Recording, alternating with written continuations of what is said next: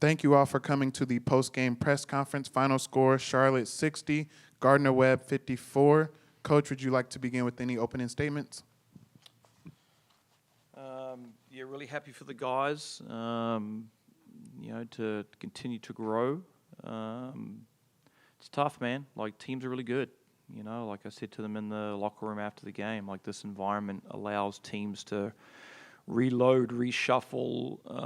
Players obviously have the freedom to go find places where they're going to play and not get kind of stuck somewhere in a role that they may not want. And so teams are really good, and as we all know, everyone's pretty old. You know what I mean? So that team's no different. And they've played some big opponents. They played at Pitt. They played at Tennessee. They've had to go out and play against that type of talent and played well. And we saw that tonight. Like when we played Presbyterian that first game. I think a couple of games later they went down to NC State or Virginia Tech, one of the two, and they played that game really tough. That's my point. Like I said to the guys, you got to respect every opponent, and you better bring your A game. And we had to do that tonight and got across the line. Coach, I can hear you, mate. got kind of close towards the end there. What did you see from your team as you closed out that game? Yeah, well, we talked about some adjustments at halftime about just trying to really penetrate the zone and get inside it. And the guys were much better in that second half, and it created a number of fouling situations, some dump-offs around the rim, just some finishing at the rim and some kick-outs. Really, really good job with that. I mean, we defended pretty well in the second half. They didn't knock down a three.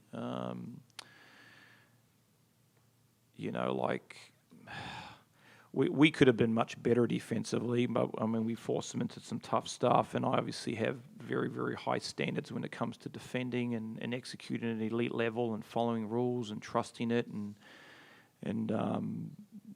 we just wobbled at times a little bit, but we had pretty good production from the bench. We need that. I thought Alex came in and made some big plays tonight. He hasn't played basketball in a long time, and it's going to take him some time just to get back some feel and just some timing back. But obviously he adds some size and some shot blocking, and the contributions from all were very valuable and much needed. Coach, obviously you strung a few wins together now. As you continue this, streak of games at home, what are a few things you want to key in on to really not only jump on teams fast, but finish games fast and strong too? Well, I think it's just the staples of any team defensively. The transition defense needs to be much improved. We just break down and are not organized enough. 2, guard your yard, sit down, guard people one-on-one. Rebounding has been much better the last couple of games. So we've got to keep chipping away at that. Offensively, just play with a little bit of pace. I thought they got us into a bit of a walk-up type game in that the first half. Second half, we were able to get a little bit more pace up the floor, and get into offense. And I mean, we took care of the ball. We did an excellent job of that against a lot of changing defenses. So outstanding job by the guys with that. Probably just getting better at seeing different defenses, and there's nothing there that they threw at us tonight that they didn't know was going to come their way. It's just then being able to execute quickly. And so, because we're going to see teams in our league do that. Yeah. And we're going to have to be good at just transitioning quickly into attacking man, attacking zone, going at certain players and doing that stuff well. And Giancarlo, for you, obviously some nights you may attack opponents by scoring, some rebounding. One thing that's been real consistent is your passing. Several assists again tonight. So what do you try to look for when guys maybe bring a hedge or double you to create for your opponent or create for your teammates? Coming to the school, Coach Fern gave me that responsibility, told me what it is. I need a big that's going to be able to pass it, run my offense. That's what I do. My teammates knock down shots, and they cut hard. Coach, building off of that, What have you seen from him as he runs the offense? Oh, he's probably enjoying it, you know. Like I think he obviously gets to have the ball in his hands a lot. And I say this all the time: we recruit bigs. If you want to have the ball in your hands a lot to make decisions, well, this is the place you want to play. And obviously the bigs that we've had here, you know, Ali, DJ last year made huge improvements with the ball in his hands, making plays, and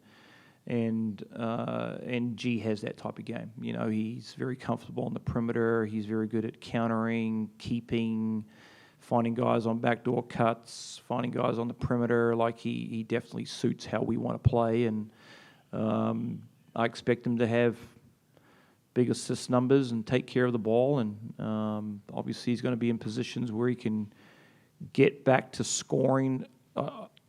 I personally felt he was a little bit better scorer as a freshman, sophomore at FAU. His role changed a bit his junior, senior year. And here he has to be able to go make plays with the ball in his hands at times and tick that scoreboard over, which he's doing. And he'll get better at it as we keep growing here. You know, obviously he's playing a lot of minutes, which he's probably not done a lot since probably high school. So that's a different responsibility.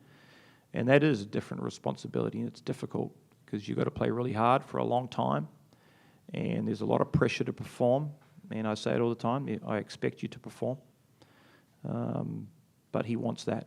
It's his DNA. And I'll keep putting my foot up his butt to keep challenging him to get better every day. And because I want all these guys to be able to move on from here and have really successful careers playing wherever they end up playing at higher levels and overseas and the pro game, and get them to understand how hard that is. And in the pro world, if you don't perform, what happens?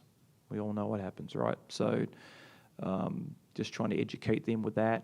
It's no different with me too. You know, I've got to perform too. And so there's pressure on all of us, but that's what I enjoy, and I want them to enjoy that pressure. Coach, last one for me. Obviously, the focus is on this season, but here recently you've signed two pretty big-time recruits, one being the highest-ranked recruit this program's got since '09. I had a chance to talk with Jalen. He said the biggest thing that attracted him to this place was how you and the coaching staff invested in the players, not just on the court but off the court. What have you seen from both the recruits you guys have signed recently that, you know, made them stand out as you wanted them to be a 49er?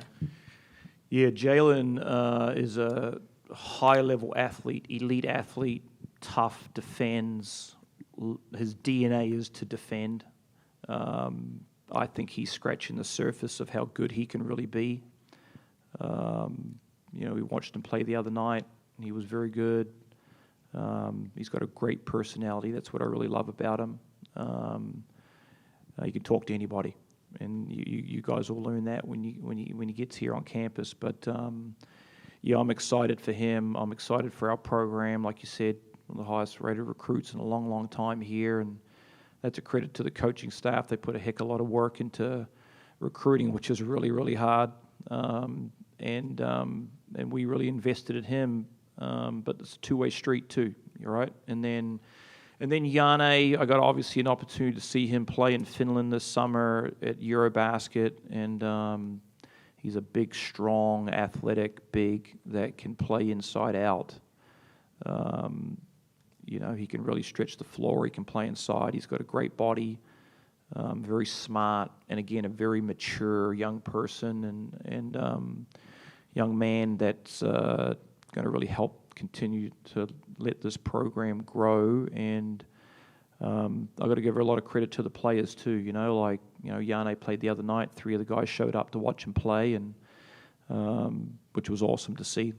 That was just on their doing to do that. And because they come here for the players too, right? And so when they come on these visits and they hang around with the guys, and they get that feel of, you know, the culture we have here, and like you said, investing in them to improve. I think our history here shows that with, you know, with Shep and Jameer and Lakai and Igor and DJ and Bryce and Ali. Like, those guys have come here and really, really growing, and a lot of the other guys too that have come here and growing growing as men and growing their games and performing, and now they're playing at other places and performing. Austin Butler coming here as a one-year transfer, going overseas and playing. He's part of Team USA 3-on-3. We help these guys really grow and grow their skill sets, and we do pour a lot of time into them with that, and that's why they get better. But it's just not that either. It's the mental side of it too, because I wouldn't say I'm the easiest person to play for at times, and I challenge them mentally and emotionally a lot, and but that's part of growth, seeing those guys perform and seeing our group perform right now is awesome to see. Thank you all. That concludes tonight's press conference. The Niners are back in action this Saturday against Long Island at 12:30 p.m.